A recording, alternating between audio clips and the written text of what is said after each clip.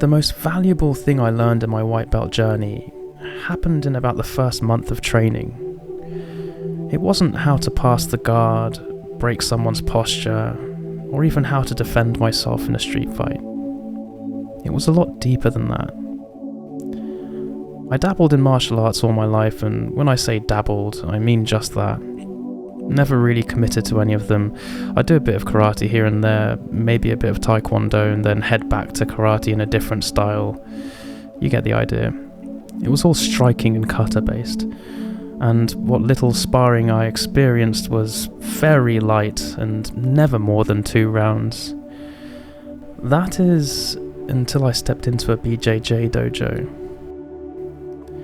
It was a free beginner session, and for the first time, I felt like there was real application to a martial art straight off the bat. The level of intensity was completely alien to me.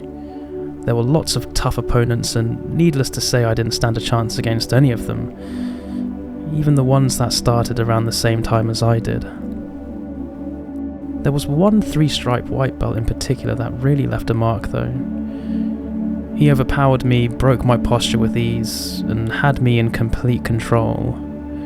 There was nothing I could do. We rolled in my first session, and after he swept me, I went back to the line to wait my turn, and didn't end up fighting him again that evening. Instead, I kept thinking about how easy it was for him to dominate me and how helpless I was. This got me scared. Every session from that point onward, I'd hoped to God I wouldn't run into him again. And when sparring started, I'd positioned myself such that our paths wouldn't cross. Of course, our paths inevitably did cross, and as I approached this monstrous 3-stripe white belt, my heart pounded, limbs felt weak. I wanted nothing more than to head for the exit.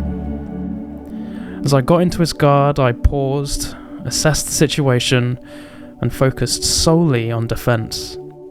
I clung onto his belt, I shoved my hands into his armpits, I did everything I possibly could to simply survive. And that's when it clicked. Suddenly this monster 3-stripe white belt wasn't so tough anymore, and I realised I built this guy up to be scarier than he actually was. The fear I associated with this person was all in my head, completely self-made. The moment I considered the measures I could take to give me some degree of control, reshaped the way I faced adversarial challenge. After all, what's there to be afraid of really? At the end of the day, one can simply tap out of the situation and be done with it. Of course, it's fair to say one shouldn't tap to fear. Fear is something that should be confronted and not run away from. There'd be periods throughout my BJJ journey where I'd encounter people who'd really put the smash on me, and I'd be lying if I said I didn't feel discouraged to roll with them.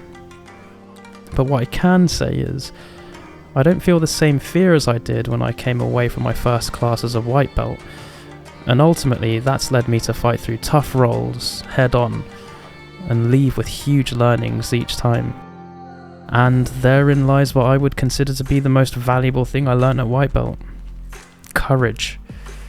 Never back down. If you never roll because you're too afraid, you're never going to learn. Consider tough rolls to be learning opportunities. If someone taps you out, how did they tap you out? Let your time off the mat be one of reflection and improvement. I hope you found this video useful, and I'd love to know some of the things you've learned in your white belt journey that you value. I don't usually make videos on BJJ, but it's something I've been meaning to do for a long time now. And if the analytics show positive results, I might consider doing more. Thanks for watching, and see you in the next one.